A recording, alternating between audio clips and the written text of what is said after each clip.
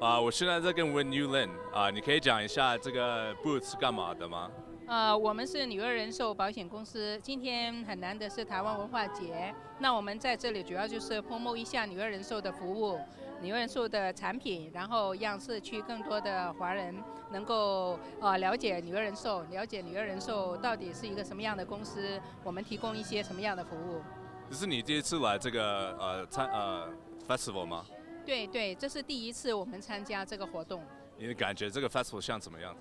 我觉得非常好啊，因为今天在这里看到，可以说是来自不同的族裔，还有不同的地方的华人啊，或者说包括其他东南亚的，或者甚至一些从 international 的。今天我们也碰到几位是从马来西亚的、德国的，还有英国来的朋友在这里聊天，蛮好的，我觉得。那他们都问这个是一个什么样的活动，我说这个是台湾文化节活动。对 OK，对。好，谢谢。不客气，谢谢，谢谢。